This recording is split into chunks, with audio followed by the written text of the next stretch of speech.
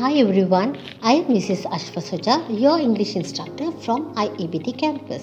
So இன்றைக்கி நாம் இந்த வீடியோவில் ஹெல்த் கேர் செக்டரில் இங்கிலீஷ் லாங்குவேஜ் எவ்வளோ இம்பார்ட்டன்ட் என்னது பார்ப்போம். ஸோ இங்கிலீஷ் லாங்குவேஜ் என்னெடுக்க ஹெல்த் கேர் செக்டரில் நிறைய டிஃப்ரெண்ட்டான கம்யூனிகேஷன்ஸ் இருக்கும். Patient to doctor, doctor to doctors and specialist, அல்லது அவங்களோட கோவர்க்கர்ஸ், அங்கே ஒர்க் பண்ணுற ஸ்டாஃப்ஸ், டாக்குமெண்டிங், ரிப்போர்ட்டிங், இது எல்லாமே very delicate information. So health care செக்டரில் வந்து communication plays a very important role, a crucial and a very important role.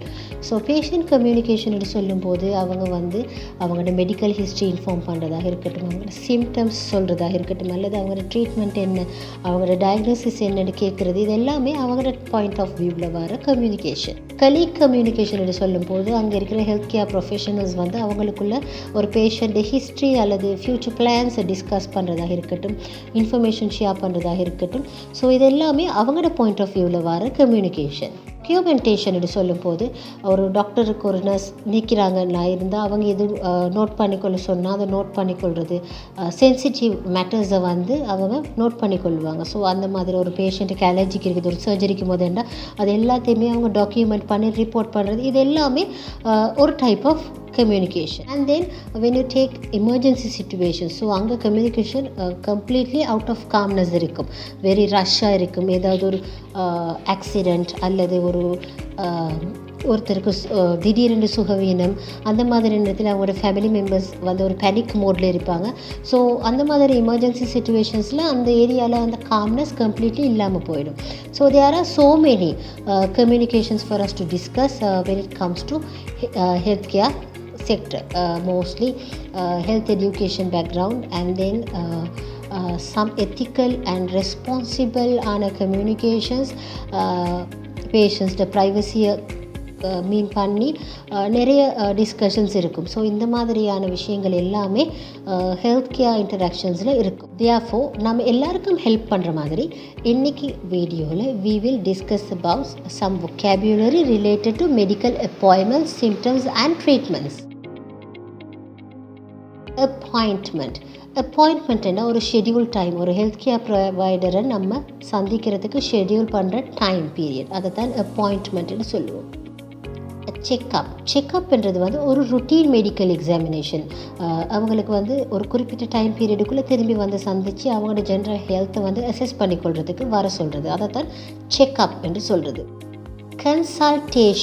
கன்சல்டேஷன்ன்றது ஒரு patient ஒரு ஹெல்த் கேர் ப்ரொவைடரை மீட் பண்ணுறது, அவங்களோட சிம்டம்ஸ், அதுக்குரிய டயக்னோசிஸ், ட்ரீட்மெண்ட் ஆப்ஷன்ஸை கேட்குறதுக்கு மீட் பண்ணுறது தான் கன்சல்டேஷன் என்று சொல்லுவோம். ஃபாலோ அப் என்று சொல்கிறது ஒரு அடிஷனல் அப்பாயின்மெண்ட், அதாவது ஒரு ரிப்போர்ட்ஸ் எடுக்க சொல்லியிருக்கிறாங்க doctor, they have ask to get some reports. So அந்த ரிப்போர்ட்ஸ் எடுத்துகிட்டு ஒரு குறிப்பிட்ட பீரியடு கூட டாக்டருக்கு ரிட்டர்ன் போடுவீங்களா இருந்தால் that is known as follow up. You go to another appointment without making an appointment, you go back. So that is known as follow up. Then referral என்று சொல்கிறது ஒரு டாக்டர் இன்னொரு ஹெல்த் கேர் ப்ரொவைடருக்கு, அதாவது நீங்கள் ஏதாவது ஒரு டிசீஸ் சம்மந்தமாக போயிருப்பீங்க, you will have another connected disease or something to be checked upon. So அவங்க இந்த குறிப்பிட்ட டாக்டர் இன்னொரு ஹெல்த் கேர் ப்ரொவைடரை உங்களுக்கு சஜஸ்ட் பண்ணுறது ட்ரீட்மெண்ட்டுக்கு. So that is known as referral. Symptom என்றால் ஒரு டிசீஸ் இருக்கிறதுக்கு ஒரு இண்டிகேஷன். எங்களுக்கு ஒரு டிசீஸ் ஒரு மெடிக்கல் கண்டிஷன் இருக்குதுன்றதை எங்களுக்கு காட்டி கொடுக்குற இண்டிகேஷன்ஸ் தான் சிம்டம் என்று சொல்லுவோம். பெயின் என்றால் நோவு. நம்மளுக்கு ஃபிசிக்கல் டிஸ்கம்ஃபர்ட் இருக்குது, நம்மளுக்கு பாடியில் பெயினோ எங்கேயாவது ஒரு பாடி ஏரியாவில் ஒரு பெயின் ஒரு டிஸ்ட்ரெஸ் இருக்குதுன்னு காட்டுறதுக்கு யூஸ் பண்ணுற வேர்ட் தான் பெயின். ஃபீவர் என்றால் நம்மளோட பாடி டெம்பரேச்சர் ஒரு இல்னஸ் சம்மந்தமாக அல்லது ஒரு இன்ஃபெக்ஷன் காரணமாக இன்க்ரீஸ் ஆகிறது. Elevated body temperature is known as fever. Fatigue, extreme tiredness, நிறைய டயர்டாக இருக்கிறீங்க, உங்களுக்கு எனர்ஜி இல்லை, யூஆர் லேக்கிங் எனர்ஜி என்றால் இட்ஸ் நோன் ஆஸ் ஃபேட்டிக். டிசீனஸ்னா தலை சுற்றுது அல்லது அன்ஸ்டெடியாக இருக்கிறேன், லைட் ஹெடடாக இருக்கிறேன் என்று ஃபீல் பண்ணுறது, that is known as dizziness. Shortness of breath, அதாவது மூச்சு விட கஷ்டமாக இருக்கிறது, that is the meaning shortness of breath. Prescription என்று சொல்கிறது ஒரு ரிட்டன் ஆர்டர், ஒரு ஹெல்த் கேர் ப்ரொவைடர் உங்களுக்கு மெடிக்கேஷன் எடுக்கிறதுக்கு எழுதி தர பேப்பர். It's a paper where they write the written order for medication, that is known as prescription. டோசேஜ்ன்றது வந்து இந்த மருந்தோ இந்த சர்ஜிக்கல் ஐட்டத்தை இவ்வளோ தான் யூஸ் பண்ணணும் என்று சொல்லி உங்களுக்கு காட்டி கொடுக்கறது தான் dosage. So I have given you some important vocabulary which are related to the healthcare sector. So இப்போ நம்ம எப்படி how effectively we can communicate with healthcare providers in English அதை பார்ப்போம். So I have given you some important vocabulary which are related to the healthcare sector. So இப்போ நம்ம எப்படி how effectively we can communicate with healthcare providers in English அதை பார்ப்போம். Before the appointment, what you have to do is you have to prepare questions. நீங்கள் போய் உங்களுக்கு இந்த வருத்தம் இருக்குது, இந்த மாதிரி டிசீஸ் இருக்குது என்று இருந்தால் you have to prepare questions beforehand. Doctors always like when you have a note. நீங்கள் கேட்க போகிற கொஷின்ஸை வந்து உங்களுக்கு எழுதி கொள்ளலாம். Because sometimes you might forget. நீங்கள் அப்பாயின்மெண்ட் எடுத்து நீங்கள் போய் அங்கே இருக்கும்போது sometimes at that point of time நீங்கள் மறக்கக்கூடிய சான்ஸ் இருக்குது. So you have to prepare questions and write down it on a piece of paper or note it down in your phone so that you can go and ask. And also you have to organize the information. You have to organize the medications you are taking, நீங்கள் எடுக்கிற மருந்துகள், இதுக்கு முதல் இருக்கிற medical history and உங்களோட சிம்டம்ஸில் எதுவும் change இருக்குதா, இது எல்லாத்தையுமே நீங்கள் அந்த இன்ஃபர்மேஷன் எல்லாமே நீங்கள் ஃபைல் பண்ணி கொண்டு போகணும். அண்ட் ஆல்வேஸ் உங்களோட மெடிக்கல் ஹிஸ்ட்ரி உங்களுக்கு ஞாபகத்தில் இருக்கணும். You have to have your medical history. நீங்கள் பாஸ்ட் சர்ஜரி செஞ்சுருக்கிறீங்க, அலர்ஜிக்கு இருக்குது, ஃபேமிலி மெடிக்கல் ஹிஸ்ட்ரியோடு இருக்குதுன்னு you have to definitely inform it to your health care provider. So when you want to converse in இங்கிலீஷில் கதைக்கணுமாக இருந்தால் you are already preparing it before hand. அப்பாயின்மெண்ட்டுக்கு முதல் நீங்கள் நோட் பண்ணுறது மூலம் யூ வில் நோ ஈஸிலி உங்களுக்கு பாயிண்ட் ஃபார்மில் you have the questions in your hand.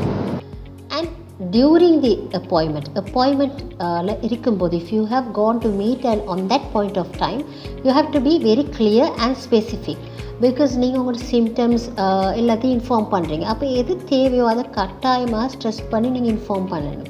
So உங்களுக்கு எப்போ சிம்டம்ஸ் ஸ்டார்ட் ஆகிச்சு, அது எப்போ சிவியர் ஆகிச்சு, அல்லது அது கூட இருந்தால் நீங்கள் ஃபீல் பண்ணீங்களா, something has made you worse, ஏதாவது மெடிக்கேஷன் உங்களுக்கு அலர்ஜிக்காக இருக்குது.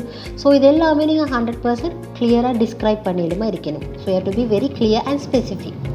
Ask questions. Don't hesitate to ask questions. கேள்விகள் கேட்க தயங்குவானும்.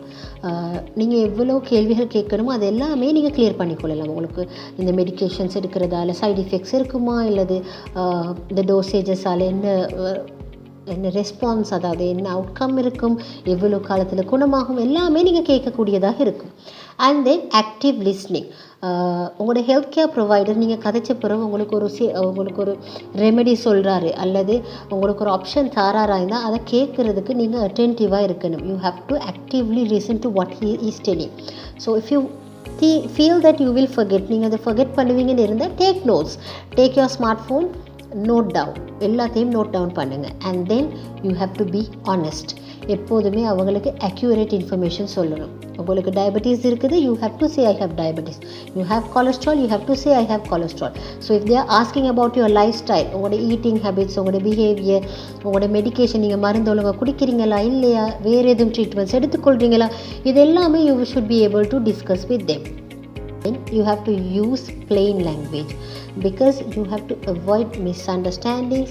So if you don't understand the term, you have to ask because sometimes the doctors might use their medical terms. அப்போ நீங்கள் வந்து அது சிம்பிளர் டேர்மில் எனக்கு விளங்கல டாக்டர், ப்ளீஸ் எக்ஸ்பிளைன் என்று கேட்கணும். And once the appointment is done, you have to follow the instructions. Doctor என்ன சொன்னாங்க என்றதை sometimes நீங்கள் மறந்திருக்கலாம். So if you have noted it down, remember it, use the proper medication, follow up பண்ணுங்க, ஒழுங்கான அப்பாயின்மெண்ட்ஸை follow up பண்ணுங்கள். And அவங்க ஏதாவது life style change பண்ண சொல்லியிருந்தால் சேஞ்ச் பண்ணுங்கள். And keep track on your medical records, test results, medication for future reference. What you have to do is you have to keep track, and then make sure your contact information, you have the contact information of your healthcare provider. If you have questions, you must be able to ask him. So these are some things which you have to consider when you make an appointment, and during the appointment and after the appointment. I hope you will use this information efficiently the next time you book an appointment. Thank you.